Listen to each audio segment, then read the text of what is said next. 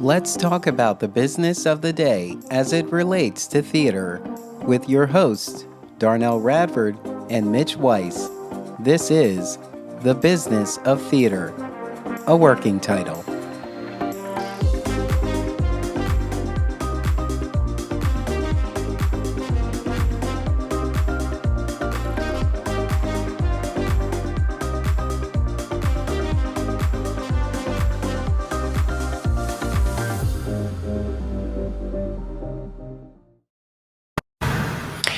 Well, let me turn off this Grammy playlist here. Mitch, I know we're looking for a replacement working title, but we cannot name the podcast The Business of Theater. We are also producers on Spider-Man Turn Off the Dark. I don't see why not. Actually, we can add to that list, right? I mean, I'm sure somebody is benefiting from having that on their resume, but I don't know why you would lie about it. I'm thinking, because the whole idea of some resumes is to get some attention. I'm thinking Mhm. of putting right at the top of my cover letter that I am the long lost nephew of George Santos. Or whatever his drag name was. Yeah, yeah. That's where I end the cover letter. You want them to Yes. remember you. Yeah. Yeah, let's see if That's I get an great. interview after that. What was it? Eula Oh, Richard? yeah, no, I put that out Eula of my Richard head. or something like that. Uh, who used it? Oh wait, said she befriended the now congressman. Um, Ah, so gotcha. I don't know. I still don't know what the name. Oh, Kitara. Representative George Santos allegedly drag queen named Kitara. Silly, ridiculous. Very Anyway, silly, very silly. this is The Business of Theater, a working title. I'm Darnell Radford, I'm Mitch Weiss. and let's get down to business. So, Mitch, it was great seeing you this weekend. Thanks for coming down to Philadelphia. To Another wonderful production of the best theater in Philly. And look, Best Local Theater Company. I'm Yes. wearing my Philadelphia T-shirt in honor. Yes.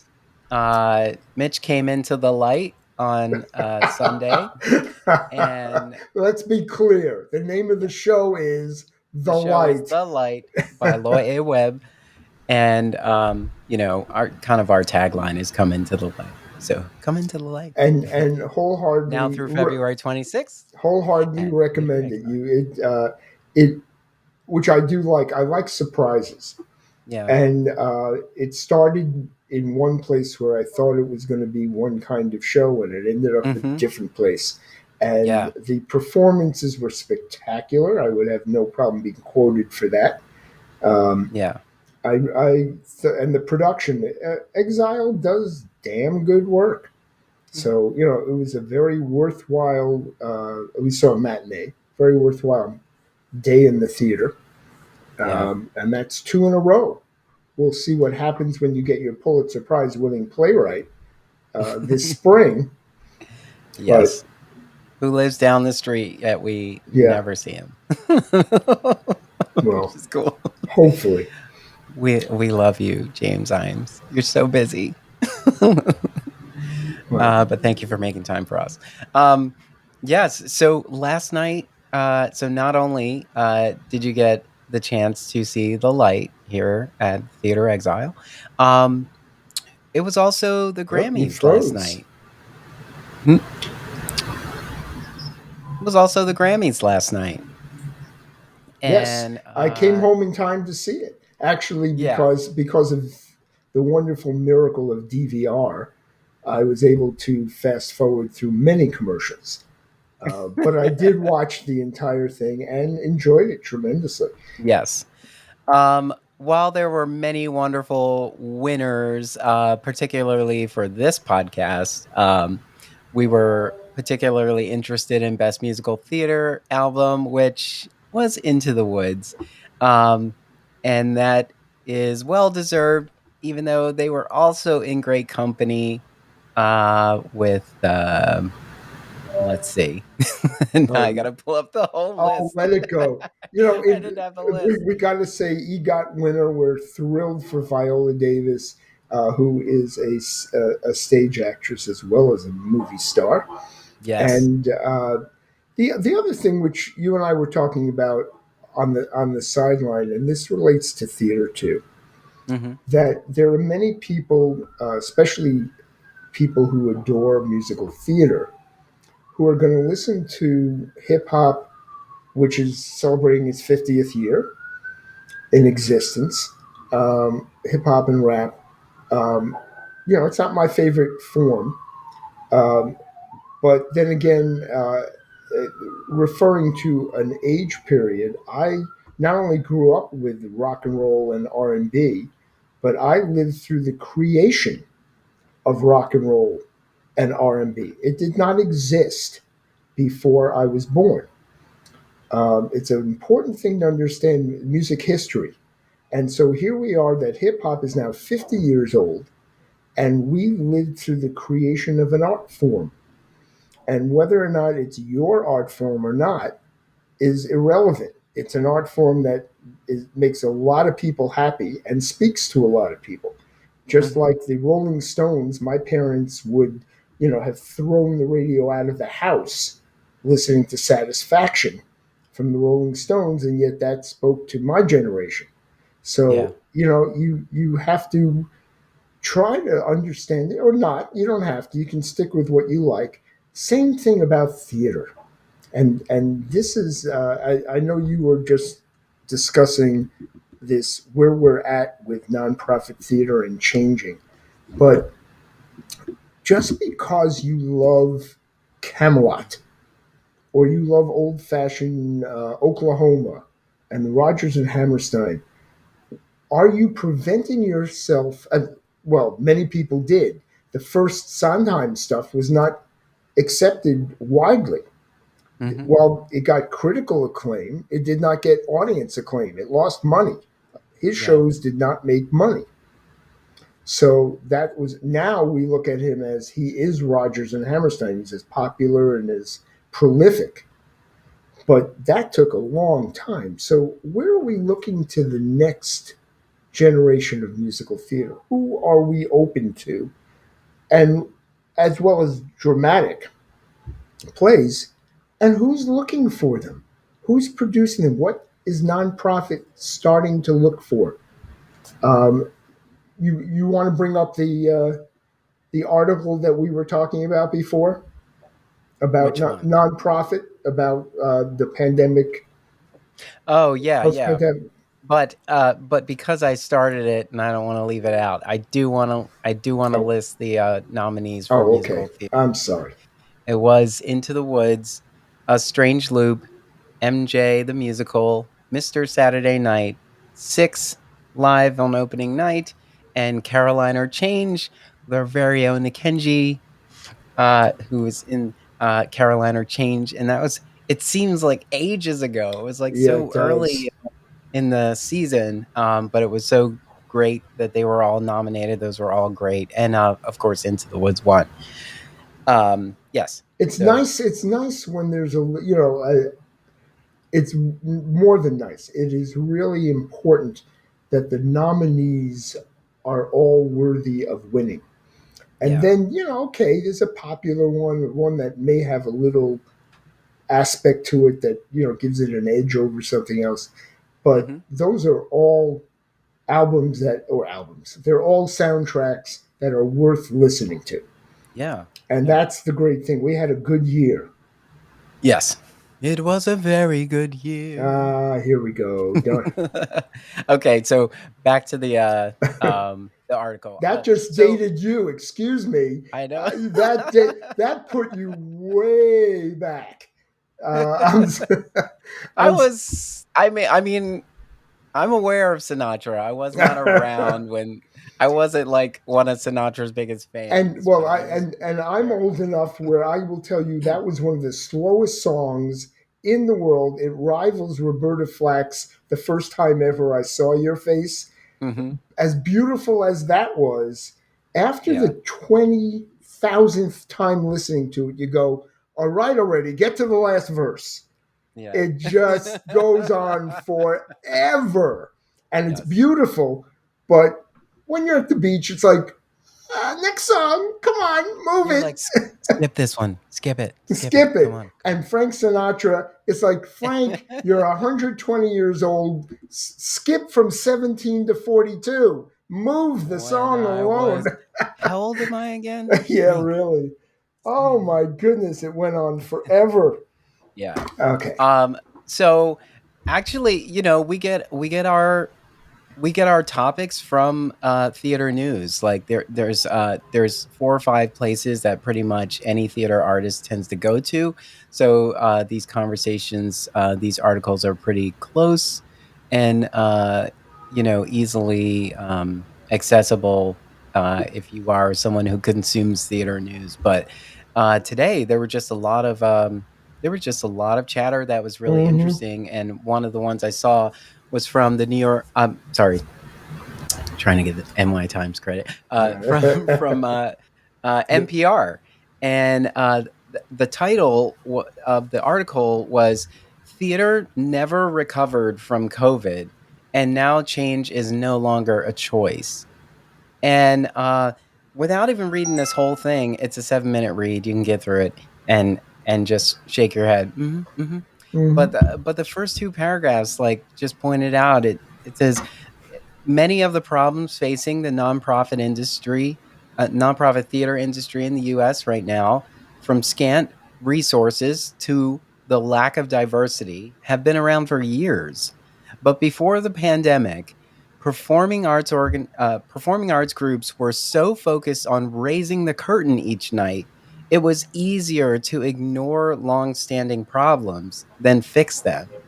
And if you just hear that right there, I'm pretty sure a show of hands, that a bunch of hands just went up saying, Mm-hmm. "Uh-huh. Mm-hmm. Yeah."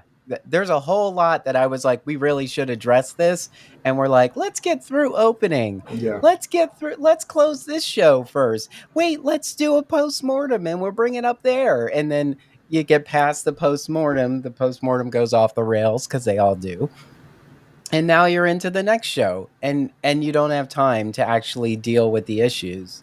And so I'm pretty sure that many organizations can relate to just those two sentences alone. I, absolutely. And may I say that one of the problems that for a lot of executives, if that's the right word, or senior management at these nonprofits, is they don't read.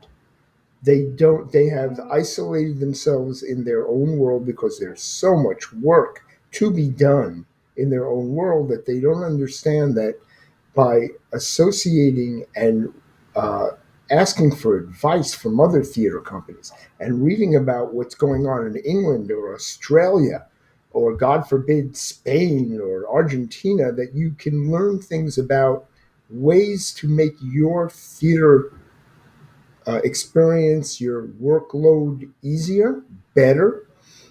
Sometimes it's just an idea that floats around for a few years, but and we should mention some of these places where people can read, by the way. And these are free. Okay, well, there's Broadway Briefing, which is specifically it does deal with London, but it's mostly New York. Hmm. There is both a free and a non-free version of it, depending on which information you want. And Yeah. it's weekdays, but it is free. BroadwayBriefing.com, and it's insider information going on here. There's a thing called Arts Journal, one word, and that is a compilation of articles around the world discussing things in dance, music, theater, just general ideas in book publishing. And it's just a compilation, and it is daily, 6 days a week. That is Hmm. also free. Yeah. There's the It is not free. London's version is called The The Stage, state.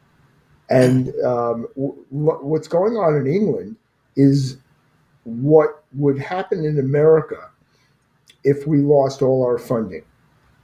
England is being threatened with closing some of their major theaters throughout their entire country because the government changed its formula for supporting these theaters. They didn't necessarily drop the amount, they just changed what they're giving it to them for and who gets it. And these theaters, especially coming out of the pandemic, have no money. So they are now closing some of these humongous traditional theaters, whether you agree or not. But there are lessons to be learned, and there's a lot of interesting discussions going on over there. So these are things, and more importantly, Theater Communications Group, tcg.org. They have an American stage magazine, which you do have to pay for membership. It's real dirt cheap. Um, their articles are insightful. They are an association of all the regional theaters in the United States. That are nonprofit. They have hundreds of theaters in there. And in addition to that, they have job listings. And most importantly, they collect data from all these theaters and they share it with each other so they know what's going on and who has decided to take a risk this way and who is close to folding and how many artistic directors have quit and how many are being fired because as going back to the article you just mentioned, they don't know, they did nothing except reopen their theater. And all the problems they knew they had, which was financial, diversity, uh, their procedures, their workload, they dealt with none of it. They just opened their theater. Yeah. So I bring it back to you. I just wanted to get information out there for our readers. Oh yeah, yeah. I mean, and there's a ton more. I mean, like in general, you can get a lot of information from playbill.com, Correct. broadwayworld.com. Um, you know, if you're and then there's Backstage magazine, which is backstage primarily for uh, actors and other people looking for auditions and stuff. Uh, theatrical index. If you want to know more on the business side, you that can costs money. dig deep in there. Yeah, a little bit, but I do get a I do get I am on a mailing list where Yeah. some key information No, comes from. and Yeah, all of this stuff, if you work in the theater, these hmm, things are in every office. yeah. We're not mentioning any extra Well, things. they were. Yeah. They Well, were. Not in my office. I'm no. trying to go Okay. paperless in here. Oh, you froze again, Darnell. I'm trying to go paperless in here. So there were a couple other things that were kind of interesting that came about in general that do spill into the theater world. One is the rise of sort of these artificial intelligence resources like Chat GPT, and that resource, which is OpenAI, Mm-hmm. that resource is kind of being embedded into a lot of productivity tools that we already use, and so it brought up the question: will we ever see an AI written musical? Well, we already have, and I mean, we haven't seen it. Excuse me. Well, It already on sta- exists, on uh, Broadway, and I think will Broadway produce an AI written musical? I think, first of all, yes, there will be a produced somewhere AI written musical, but they will need humans to come in at this stage of the game and clean it up Clean a it up. little bit. Hmm. Yeah. That's all. But sure, and Yeah. I think that could be fun. It's not. This is the future of American theater as much as it is a nice little distraction. Hmm. And I will Well, I I let me take you. Hold on, related to this. First of all, technology. We have to find ways to play with all this stuff. But 20 years ago, there was an experiment to replicate Barbara Streisand's voice without her being in the studio, and they succeeded. They recorded an entire song with Barbara Streisand singing it, and she did not sing the song.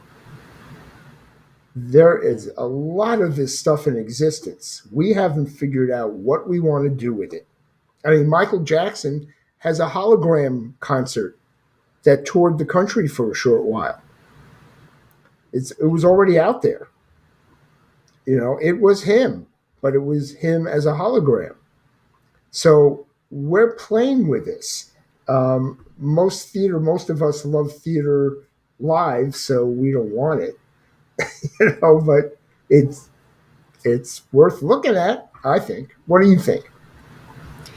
I think I think we have a lot of gatekeepers that'll work really hard to stand in the way of any kind of Mm, progress.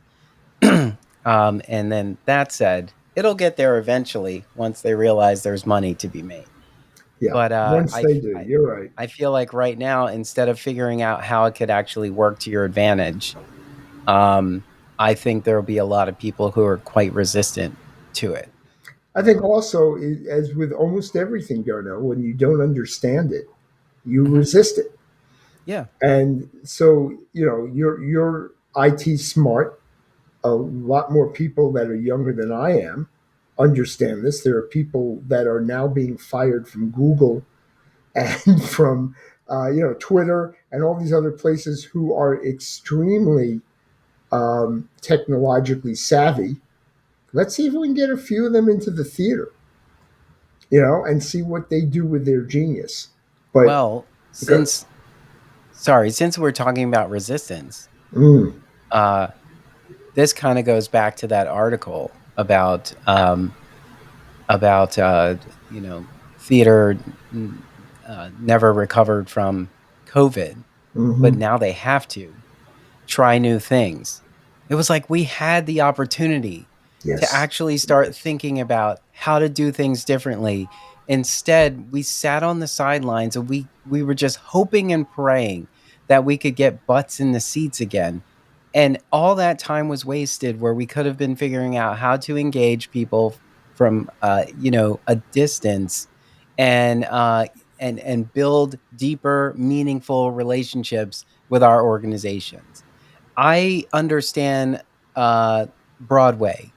Broadway is about going there and experiencing it. And yes, there is nothing that can compare to the experience of live theater. That does not mean that there aren't other ways to keep theater in your heart, to keep theater in your life. And I think organizations had a great opportunity to really invent, not reinvent.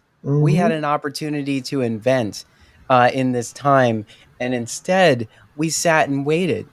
We laid in wait, and we were, and there is a mindset of, oh, we'll cross that bridge when we get there, and we never thought we'd ever get to a bridge like this. you're And go for it. and Speak yeah, speak the truth. so I'm with so you. now we're trying to get back to that. We're trying to get back to that space and wondering why no one's coming. And it's like that's because you don't know what their focus was last week. You don't know what's occupying them when they're not in your theater. Like trust people are not they don't wake up every day to think about what's going on in your theater. You're just a part of their lives.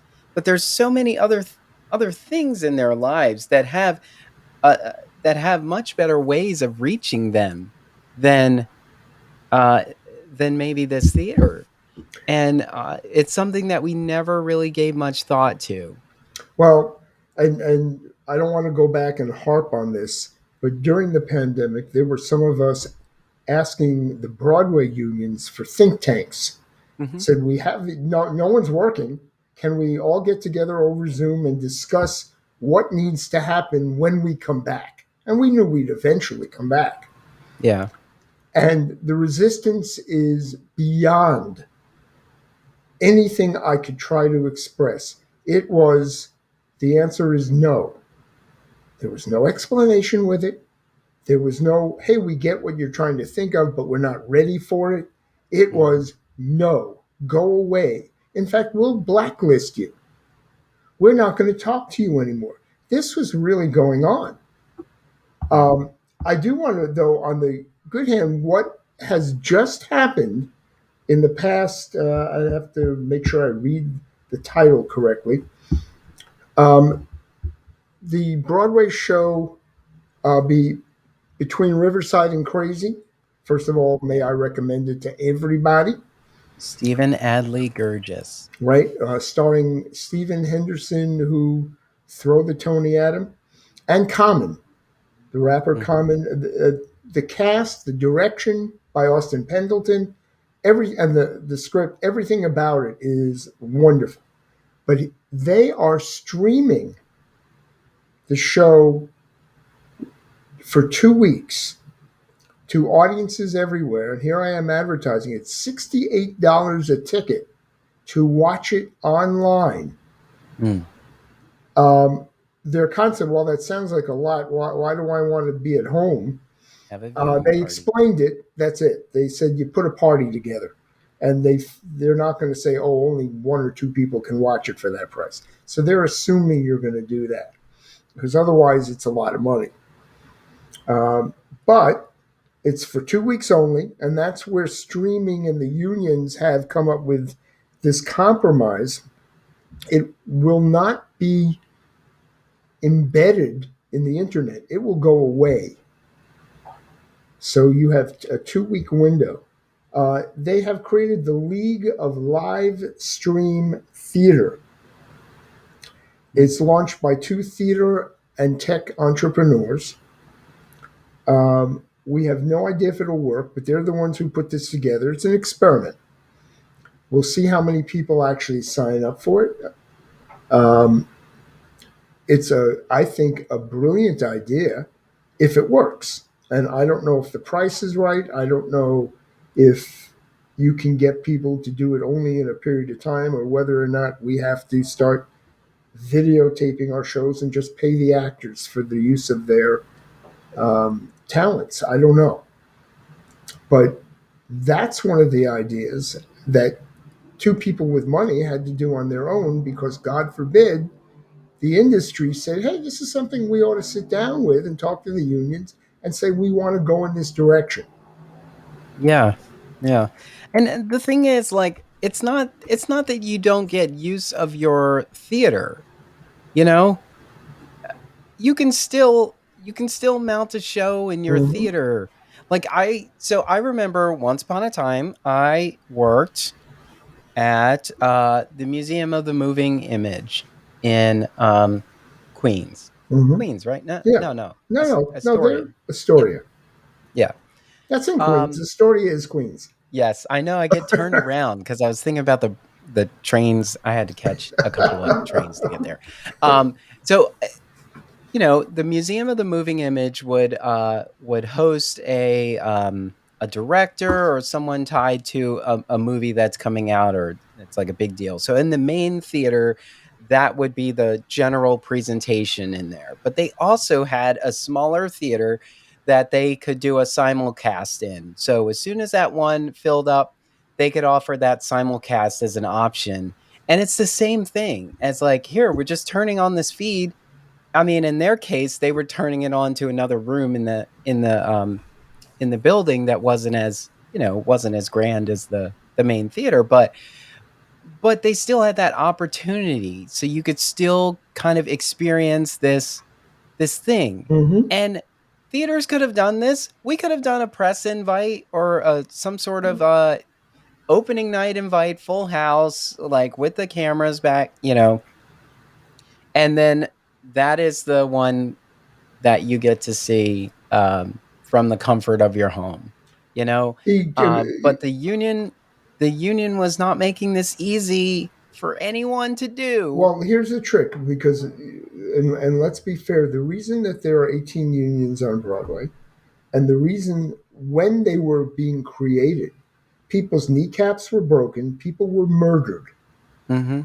Just as the history of unions in America happened, even in entertainment, even on Broadway, there are people who hate unions, who hate employees, and want to pay them nothing, and don't mind the fact that the last 2 weeks I skipped town with the money, and the actors are still there and tough noogies if they don't get home or have any money. Happened Yeah. all the time. So let's benefit that the unions are there to protect their people, right? So the Mhm. question now is, okay, which is why the think tanks are so important. You put a group of people together and say, here's where we're headed. We think we can make money with this if we put the right situation together. So we have to make sure the actors, what about the musicians? What about the stagehands? What about the designers? Someone designed a set, now all of a sudden it's a movie, even if it's only 2 weeks long. What are they entitled to? Well, no one during the pandemic, when we had all this time, no one sat down and said, what kind of funding do we start with so that Yeah. everyone gets a fair shake out of this if there's money? Mhm. And again, we lost the opportunity, just as you said, just as you were reading. So we're stuck now with a bunch of people going, this is too complicated. No, it's not. It's not too complicated. And there'll be people arguing the stagehands are going to want more than the musicians, and they're going to want more than the actors. And you know what? You sit down, you say, we do a 1 year experiment. This is what we're going to try to do. Let's see what happens. And then we analyze it again, and you end up back in negotiations, blah, blah, blah. But you have to have people willing to talk. Yeah. And everyone's going to make something from this. I mean, no one's going to be not paid, I think. But I don't know. You know, it's embarrassing. But then Yeah, again, look at Congress. I guess it's the and same I know thing. it's not something that could have been easily spun up. I'm Mhm. not saying that.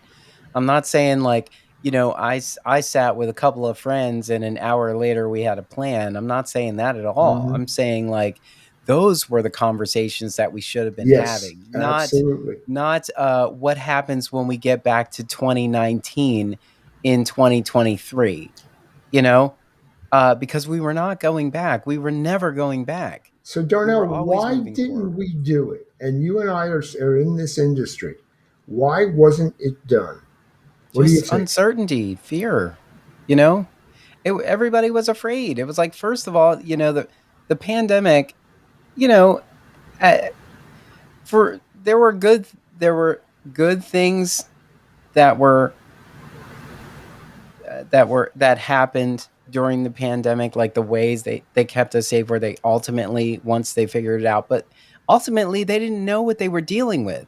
So everybody was so afraid. And then it doesn't help when half of society is like the glass is damn near empty all the time, so they can't see any of this as like a precautionary measure or anything to keep them safe. And Yeah, they're like, well, I was over here doing a bunch of shady things and I didn't have to wear a mask, I was fine. But now you're telling me like just to go into this one building, which I actually wasn't planning on going into, it has a ton of extra precaution.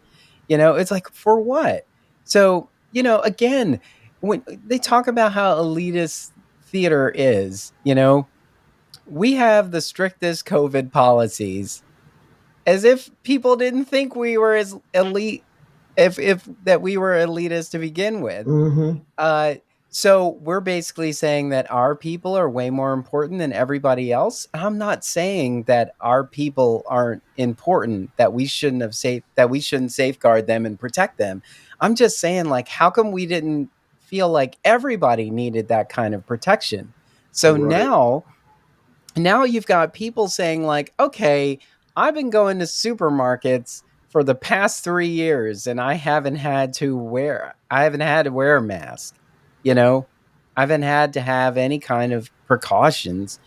But just to go into your tiny little theater, like, I'm getting patted down. There's like 4 or 5 checkpoints before I can even sit down, and then you have the Well, nerve you're to be like, exaggerating it a little I bit. know, I'm just saying. But I'm saying, like, somebody who is pessimistic about this is looking at it that way. Yes, They're not looking at it as they're just doing everything they can to keep their artists safe. We understand that, but I don't think we were saying that enough. I think there are there are venues right now who, in their like pre-recorded curtain speech, they say so much more about how they are keeping us as patrons and their artists safe, in that recording than we said in the first 2 years of the pandemic. Good point. It's a very good point. And so whether they're talking about the ventilation requirements that were Hmm. recommended, and things like that, Yeah, that was enough. okay, I'm sorry. That was enough for everyone to sit back and say, you know what, okay, I feel okay in here. I, to I that get it. point, and I hadn't thought about this for a while, but during the first year and a half of the pandemic, um, there were what I will call within the Broadway theater world committee meetings. A lot of people saying, well, what are we going to need to do? Do we need to have special training? Do we need to, only have half a house in the theater and people sit three chairs apart? Do we have to change the ventilation systems? Hmm. These were going on. However, when I asked people, I'm in this industry, when I asked for some of that information, what in this committee, what are they discussing? What kind of ventilation? Because that will help other theaters investigate also. We should all be talking to each other, not just, oh, I'm one group of theater owners and we're going to keep this a secret, or we're talking about, and Yeah. another group over in Tennessee talk about what their theater is going to do. Let's get together. And I was told point blank by what certain employees higher up, very high up in some of these organizations, that they Name were, names, yeah, Mitch. I can, Name them. I can, that if they told me, or if they went out and let anyone outside of that committee know what was going on, they had been told they'd be fired. Mm, And I'm going, but can't you just say, we're discussing ventilation? Keep whatever secret you have, keep your secret. And they said, no, we will be fired. And I'm saying, who's telling you that? How we need to know, as people who are out of work and are threatened by a disease, that somebody has our back, that hmm. somebody's at least talking about it, and Yeah. that there are professionals involved. That's all you need to tell us. And he said, I'm telling you, and he did, by the way, this is in two different places. I did get the information. None of it is classified that should be in either Trump or Biden's home. None of it is stuff that actually would have hurt anybody, affected anybody. And I don't understand the need for secrecy when we're all trying to work together. There was not a sense of this is our community. And Yeah. we fell apart. We really dropped the ball. So one of the things we're talking about coming back, instead of just opening the doors of our theaters, is how do we get that sense of community back? How do we say, you know what, we made a mistake for the pandemic. There'll be other things that we can share with each other that will benefit all of us in the theater. And yes, we're not brain surgery, we're theater. Yeah. How do And it we wasn't how do we discuss it? How do we share it? And again, I don't hear anyone other than you and I here and talking about it. it wasn't because of the hugs we got in the lobby or the punch and cookies we got at opening night. Right. You know, um, there was a so I used to work for a fruit themed technology company, and as the company was going through its growing pains, after its founder and CEO passed, Hmm. um, we lost what was called the culture, Yes. just the mindset, just the vibe, the way everybody felt, just you know That's a great word, a great, being immersed in the yeah. space. And I feel like that's what's missing here. Like we need to figure out how we lost the culture that is our community, and how do we get that back. Hmm. And it's not because there's a streaming platform that can easily get our attention. Like, please, No. the streaming platform was always there, but it didn't stop us from going to meet with our friends and celebrate the work that they were doing on stages, and to be out there and be a part of those conversations, that wasn't stopping us. And maybe the industry itself had a little bit more to deal with because of other things it swept under the rug, like its lack of diversity, Mm-hmm. you know, where it had to spin up these in my opinion, these laughable DEI committees. You know, it's I don't even know why they're relevant. I mean, like, this should have been just part of how you run a business anyway, You but know, now well, it and is let's go a totally step separate further. The thing. business model for theater is a benevolent dictator. It's not run by committees. So the idea that a It's not benevolent, run by anyone, yeah, well, but everybody thinks all so you it need was. are a couple of CEOs to sit around and say, we now put this policy in effect and this is who we're hiring. Done. Yeah. And that the idea that they had to have a committee, again, these are ways of we don't Mhm. understand this, we don't know what it means, we don't know how to do it, so we're going to resist it. And the way we do that is shoving it off on a group who we're not going to give any power to, certainly Yeah. if they want to get anything done quickly. I want to turn something positive here for a second, and then I do want to go back to what you just said. Um, the community thing, the culture. During the past 2 months, I've worked with some interns, Mhm. college interns. Um, it was important not to let that disappear because that's how people decide whether they want to be part of the theater community or not. It's You the know, pipeline. right. One of the things that we couldn't do during the pandemic was go backstage for obvious reasons. Strangers, audience members who want autographs, nobody goes backstage at a Broadway show. Mhm. It is locked up.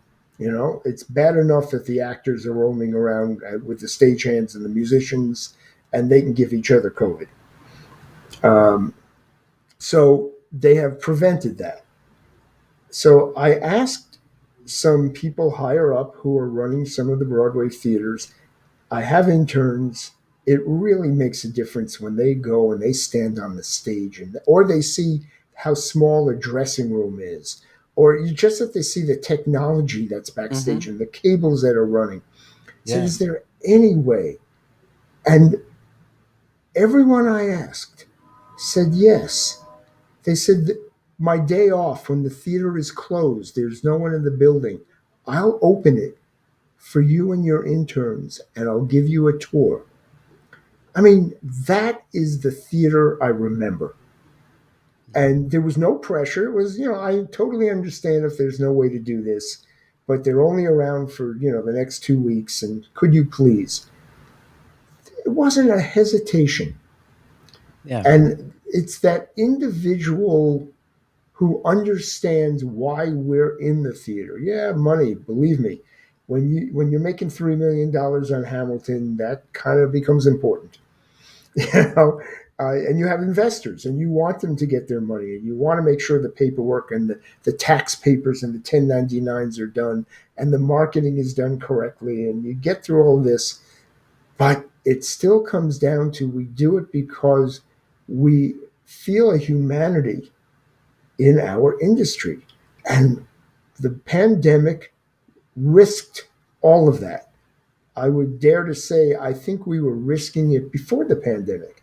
We were becoming very corporate, and we still are, Yeah. but anything we can do, anything, if someone's listening who works at a nonprofit, anything you can do to personalize it, the people who are there say, oh, this is a family for me. I'm going home to my other family, but this is a place I like the people, right? And I want to do the job and I want to stay a little longer. I'll bring it back to Joe Papp in the public theater. My first two jobs there, 10 to 6, right? I could leave the office at 6 p.m. No problem. Nobody asked me to stay longer. I never left before 9 p.m. I wanted to stay. I found things to do. I found ways to help.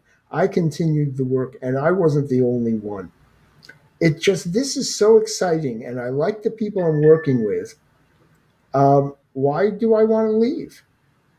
I'll Yeah. grab some dinner and come back, or I'll eat dinner at my desk, or I'll go see the show that's at the theater again because I'm Now it's like invited free of charge because I work there, right?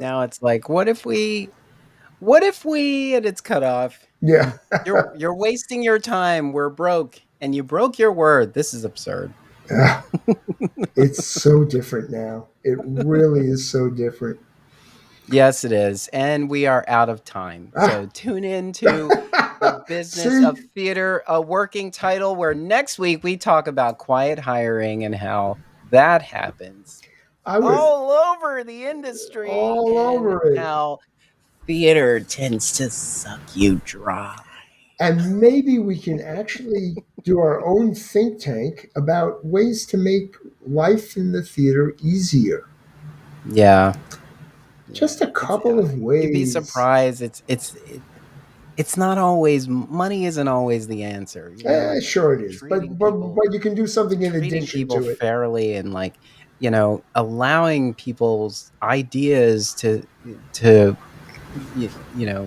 rise and see what comes out of them. Like there are many people will tell you that they have tried to suggest um, things that could be done and they were just shot down because people Mhm. were just afraid to even try, and honestly, whenever somebody tells me like, aren't there enough theaters? Aren't there enough theater companies? I'm like, no, because somebody had an idea at one theater company that nobody wanted to hear. So they Mhm. started another theater company Yeah. where they could try that idea out. Like, we're supposed to be optimistic about ideas. We're supposed to hear an idea and immediately think about how we can make it work. And Like, and that's as supposed to be our the mindset. last thing, artistic directors, managing directors, you don't own your theater. It's a No, nonprofit. It belongs to the public. nah. On that note, And if any part of it's in your name, that's the problem. there you go. Anyway, so that's The Business of Theater, a working title. I'm Darnell Radford, I'm Mitch Weiss. and we'll see you at the theater. Bye. Thank you for listening. Tune in next time for another episode of The Business of Theater, a working title, with Darnell Radford and Mitch Weiss. Subscribe to the podcast wherever you listen to podcasts. Share the podcast with a friend, colleague, or give us some social media love.